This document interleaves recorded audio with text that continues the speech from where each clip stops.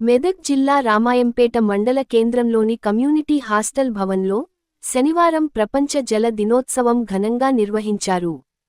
ప్రపంచ జల దినోత్సవం సందర్భంగా ఏర్పాటు చేసిన ఈ కార్యక్రమానికి జిల్లా భూగర్భ శాఖ అధికారి సతీష్ యాదవ్ ముఖ్య అతిథి హాజరయ్యారు.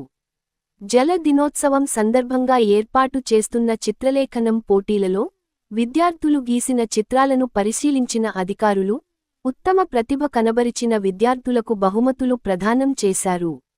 అనంతరం ఏర్పాటు చేసిన సమావేశంలో వారు మాట్లాడుతూ భూగర్భ జలాల రక్షణ కోసం తీసుకోవాల్సిన జాగ్రత్తలను విద్యార్థులకు వివరించారు. రోజురోజుకు భూగర్భ జలాలు తగ్గిపోతున్న నేపథ్యంలో వర్షం ద్వారా వచ్చిన నీటిని కాపాడుకొని ఇంకుడు గుంతలు నిర్మాణం చేసుకొని నీటిని కాపాడుకోవాలని అన్నారు. ఈ కార్యక్రమంలో మండల వ్యవసాయ అధికారి రాజు నారాయణతో పాటు హాస్టల్ వార్డెన్లు పాల్గొన్నారు.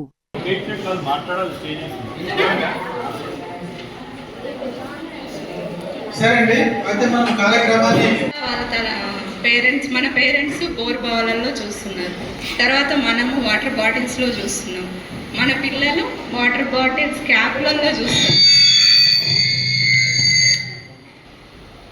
తర్వాత క్యాప్ తర్వాత ఏం చూస్తారు, నో వాటర్. అప్పుడు ఏ వాటర్ ఉండదు, అప్పుడు ట్యాబ్లెట్స్ వస్తాయో తర్వాత ఫ్యూచర్ ఏమైందో తెలియదు. సో మనం అందరం వాటర్ని సేవ్ చేద్దాం, మన ఎర్త్ని కాపాడుకుందాం. Thank you. శుభాకాంక్షలు. మనము ఒక రోజు స్పెషల్గా ఒక దినమని పెట్టుకొని దాని గురించి మాట్లాడడంలో ఉద్దేశం ఎందుకు, వల్ల కలిగేటువంటి లాభాలు, ఎక్కువ వినియోగం చేయడం వల్ల జరిగే నష్టాలు, ఫ్యూచర్లో ఏమవుతుంది అనే దాని గురించి డిస్కషన్ చేసుకోవడానికి మనము ఒక ప్రపంచ జల దినోత్సవంగా ఈరోజు మనము నిర్వహించుకుంటున్నాము. మీకు సింపుల్గా అర్థమయ్యే లాంగ్వేజ్లో చెప్పాలంటే, మీరు అందరు హాస్టల్లోనే ఉంటారు కదా, మీ ట్యాంకులో ఈరోజు కరెంటు పోతుంది, ట్యాంకులో కొన్ని నీళ్ళు ఉన్నాయి, సగం బకెట్ నీళ్ళే ఉన్నాయి. మీరు దాన్ని పొదుపుగా వాడుకుంటేనేమో 3 పూటలా దాన్ని వాడుకోవచ్చు. ఒకవేళ నీళ్ళు అయిపోయినాయి అనుకోండి, తెల్లారి కరెంట్ రాకపోతే నీళ్ళకి ఎట్లా ఇబ్బంది అవుతుందా లేదా? అదేవిధంగా మనం భూమిలో ఉన్నటువంటి నీటిని విచక్షణ రహితంగా, అంటే ఒక ప్రాపర్ ప్లానింగ్ లేకుండా మనం తోడేస్తున్నాము. ఇంతకుముందు మనకు సార్ చెప్పినట్టు జలచక్రం ఎంత చేసినప్పటికీ కూడా 71% నీళ్ళు ఉన్నప్పటికీ కూడా మనదంతా కూడా ఉప్పుతో కూడినటువంటి సముద్రం. దాంట్లో మన నీటి వినియోగానికి చాలా తక్కువ మొత్తంలో ఉంటుంది కాబట్టి మనం ఈ నీటిని చాలా పొదుపుగా వాడుకోవాలి. ఇందులో ఎంతమందికి అగ్రికల్చర్ చేస్తారు చెప్పండి? పెంచడానికి 1 కిలో వరి గింజలు తయారు చేయడానికి 2000 లీటర్ల నీళ్లు వాడతారు. తెలుసా మీకు?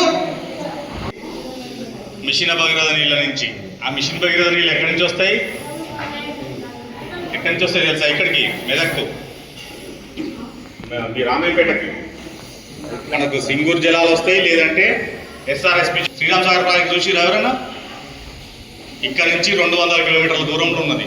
నిజామాబాద్ దాటినాక నిర్మల్ బార్డర్లో ఉంటుంది. ఓకేనా? ఆ నుంచి ఇక్కడికి నీళ్లు తీసుకురావడానికి ప్రభుత్వం చేసే ఖర్చు ఎంతో తెలుసా?